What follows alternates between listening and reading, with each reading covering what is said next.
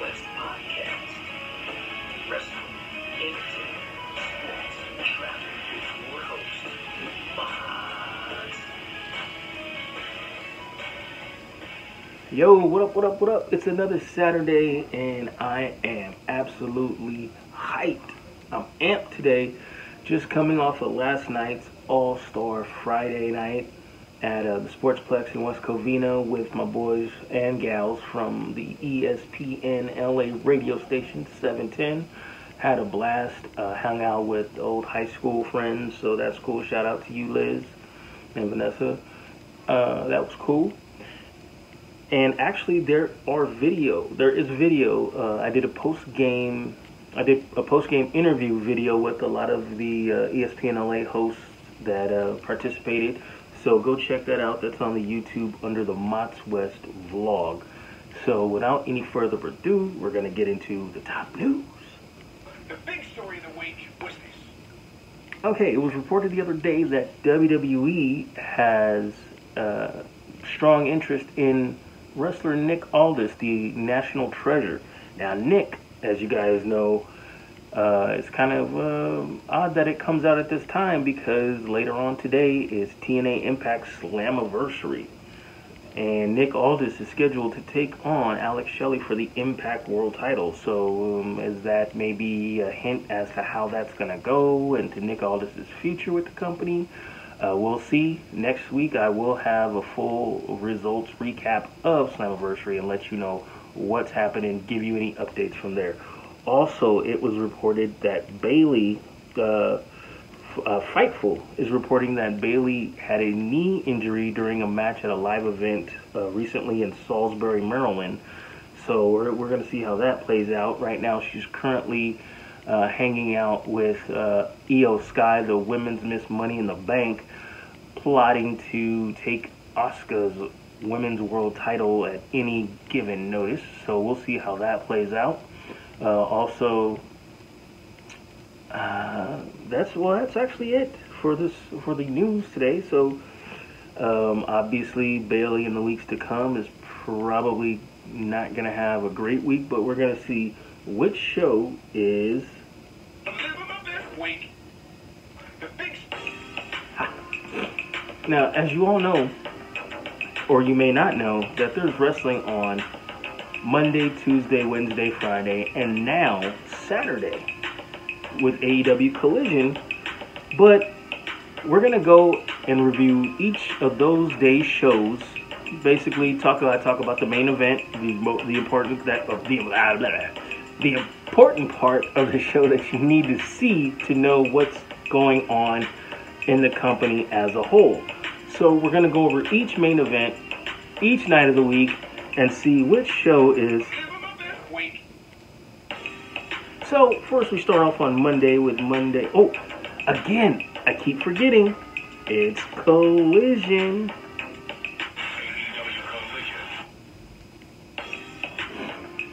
So I forget, this is going to take some getting used to. The week actually now is going to start off on Saturday. So it's going to start off from last Saturday's Collision, where we saw CM Punk, after 20 years, finally pinned Samoa Joe.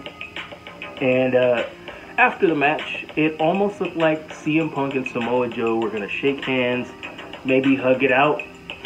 But you know that's not Samoa Joe's style. Samoa Joe basically attacked CM Punk, beat him down. And his friends, FTR, came down to stop the attack. And CM Punk will face Ricky Starks, absolute Ricky Starks, in the next round of the Owen Hart Cup tournament next week on Collision, which will be today, actually. Bullet Club Gold, my boy, Switchblade, Jay White, and Juice Robinson got a win over FTR, who's considered the best tag team today and also the AEW Tag Team Champions.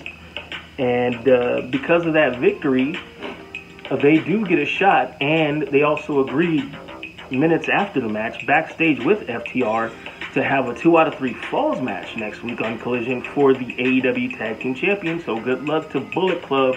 Too sweet. Well, actually, there's a new one now. There's the Gun Salute now. So let's see what happens with Bullet Club Gold and FTR. And now we go to Monday. Monday Night Okay, Monday Night Raw. We saw that last week. The Judgment Day had problems because it looked like Finn Balor wanted to challenge Seth Rollins, go after his world title belt. And that seemed like that wasn't too much in the plans of Damian Priest, his Judgment Day partner. That led to a kind of inner squabbling last week. This week, they finally talked it out and agreed that Finn Balor would get first crack at Seth. And then once that, whether or not that goes the way it goes, Damian Priest will then decide what he's going to do or take action, because he is Mr. Money in the Bank, which means you get a shot at any championship at any time. So, they decided to confront Seth Rollins and jump him in the ring. Kevin Owens and Sami Zayn came to his aid, which led to the main event, a 6-man tag team match where Judgment Day would take on KO, Sami Zayn, and Seth Rollins. And with teamwork, the Judgment Day won the match and proved that they are back again on the same page. You know, we skipped Tuesday because that's NXT, that's the rookies, so we got to go straight to Dynamite. Dynamite. You have Don Callis now trying to recruit for his Don Callis family. So after Chris Jericho said that he was going to try and regroup and, re-up, which meant possibly going solo again, Don Callis made him an offer to join the Callis family. And that was where that goes. So the Jericho Appreciation Society, not too happy with Chris's decision of a maybe to joining Don Callis and the Don Callis family with Kenoshé Takeshita. Callis also kind of ran the show. He was on like 3 times that night, and his final announcement was that he was going to come out to the ring and let everybody know who the 5th man will be joining Kenoshé Takeshita and the BCC in the Blood and Guts match this Wednesday coming up on Dynamite. And he said that he came out alone because he knew Kenny Omega, the gutless coward, wouldn't come out after him. And lo and behold, Kenny does come out after him, and he gets jumped by Takeshita in the BCC, and then hit in the back with the chair by an unknown man who took off his hood. It was Pac, the bastard. Pac is back. And he's got a score to settle with Kenny because it was Kenny Omega who busted his nose open months back. Pac hasn't been seen ever since because he was dealing with even more injuries, but apparently Pac is back, and apparently he is the 5th man on the BCC Takeshita team and maybe part of the Don Callis family. But as they were jumping Kenny, they held Kenny to a chair, and Kenny said, "Hey, you forgot. We got a 5th member too." And it is Kota Ibushi. Now, for those of you guys not familiar with that name, he is the Japanese version of Kenny Omega. They were partners. They were called the Golden Lovers. And Kenny and Ibushi basically wreaked havoc in New Japan. Ibushi is known for being one of the more dangerous, risk-taking wrestlers in the world. Kind of like a Sabu almost. So he's their 5th man. So the Elite now become the Golden Elite, and they will take on the BCC, Takeshita, and the Bastard Pac at Blood and Guts next Wednesday. Now Thursday, you got... So, Impact Wrestling was kind of light, even though it was leading up to Slammiversary. That's because there was news that Steve Maclin was injured and he won't be able to participate, so they're probably going to have to change that match. Deonna Purrazzo ended up sending out an open challenge for the main event of the show, which was answered by Jody Threat. And after a pretty good match, Deonna Purrazzo did manage to beat Threat, but then Giselle Shaw and company showed up and attacked Threat and Purrazzo. But then the Death Dolls come out to save them, Threat and Purrazzo. But then the Coven come out to attack the Death Dolls. And then Killer Kelly and Masha Slamovich, who are going to team together to try and take the Knockouts Tag Team titles from the Coven, came out. And then Trinity finally comes out to help save the day, but she ends up running into Deonna Purrazzo, and they got into a big brawl. So that was pretty much Impact's offering. And then we come to... So Rampage. Again, I keep saying that Rampage puts on this whelming, mediocre performance because of Collision, I guess. So their main event was actually kind of cool. It was Willow Nightingale defeating Athena, formerly known as Ember Moon, who was actually on a 39-win streak before Rampage. That was to determine who would be in the finals of the Owen Hart Cup tournament for the women, and who will face Ruby Soho for the Owen Hart Cup tournament championship next Rampage. And Willow Nightingale, she's becoming a popular character. She's a big woman, big, strong, golden, light-skinned sister. And she's from New York, but she comes off as like a Bayley, a face Bayley before the heel turn. She's a hugger. She's extra bubbly and sweet. But she's a big girl. So she defeated Athena. So next weekend she'll take on Ruby Soho, who used to be Ruby Riott in WWE, for the finals of the Owen Hart Cup tournament. Now,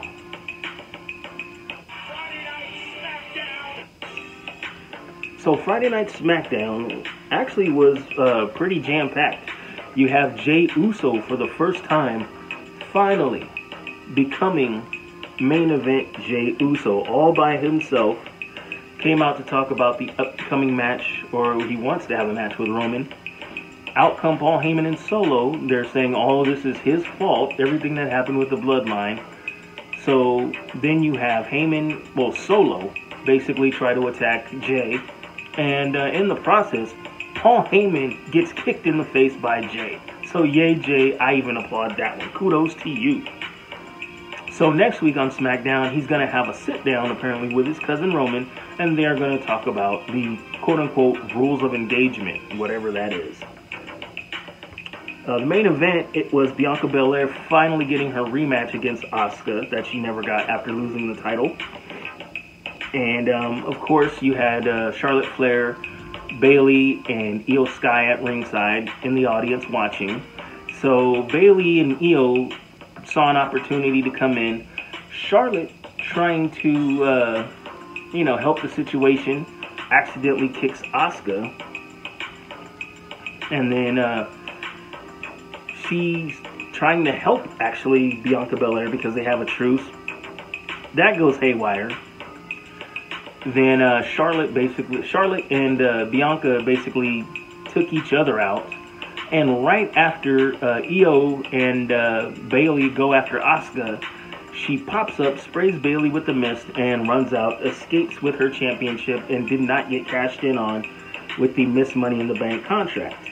So, let's see who escaped this week as... And this week, I'm going to give it to SmackDown.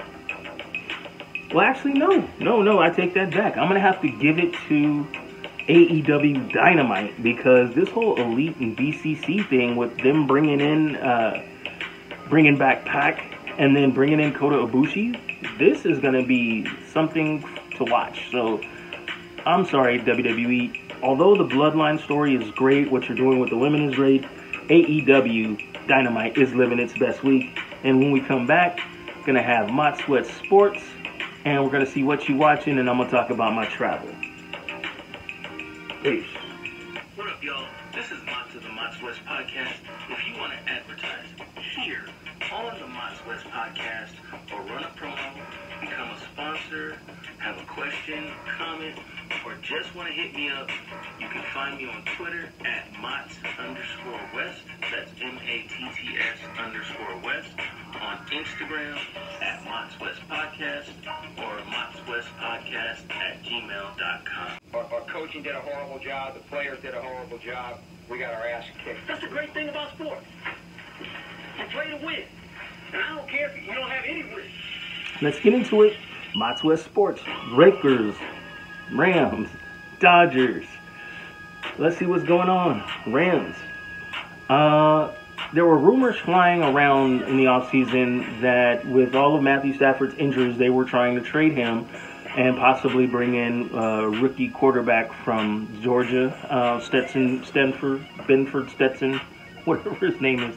They were trying to bring him in maybe as possibly a replacement. A lot of people in the Rams camp are impressed with his arm.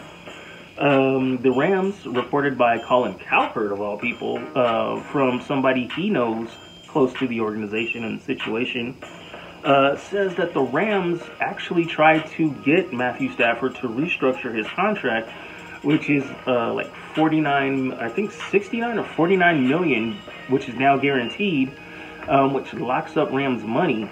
So they can't make really any more moves, at least any more moves that would make a big effect.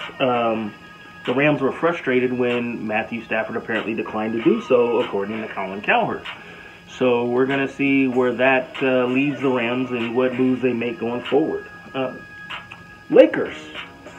Max Christie, who had to end his summer league run, his amazing summer league run early with an injured hip, was named to the NBA's All-Summer League second team. He averaged 19 points, 3.7 blocks, and 6 rebounds a game. So he's expected to make a big splash on the Lakers' main roster this year next to Austin Reeves.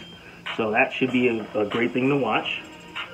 As far as the Dodgers, everybody feels that the Dodgers this year were trying to clear a way for Shohei Ohtani to sign him from the Angels when he becomes a free agent after this year. And apparently, writer John Heyman from Bleacher Report says that, quote, it's a 25% chance that Ohtani will be traded before the August 1st deadline. And if he does get traded, it won't be to the Dodgers, but in fact to the Giants, because he's heard that a source closer to him says that owner Artie Moreno really doesn't want to make a trade at all. And if he does, it's not going to be to the Dodgers. So that's Mott's West Sports. So let's check out what you watching.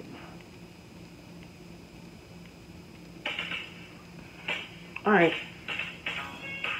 So I want to talk about what I'm watching, and it's a bit of a disappointment. I'm watching the new season of Black Mirror, and Netflix actually puts out the whole season at once, 6 episodes, so you don't have to wait every week to watch it, which is cool. But I'm 3 episodes in, and so far it's kind of missing the mark, at least of the previous seasons. So far I've watched a story about what if by signing up for Netflix you don't read the terms of agreement and you actually sign the rights for them to follow you around and make a show about your life without your consent. Another one was about astronauts in space who are on a long-term mission, but have sort of like Avatar. They actually have robot bodies back on Earth that they can actually transfer their brain in back and forth between their actual bodies on the space station and their fake bodies on Earth. So that's kind of crazy.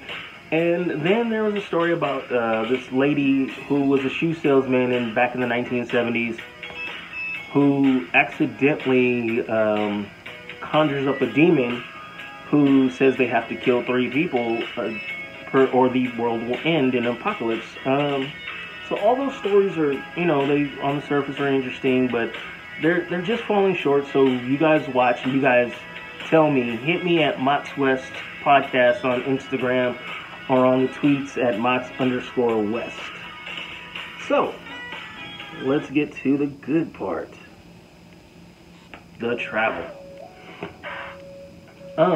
So I had the chance to go through Denver this week, and as you know, or if you don't know, outside of the Denver airport, there is literally lots of nothing.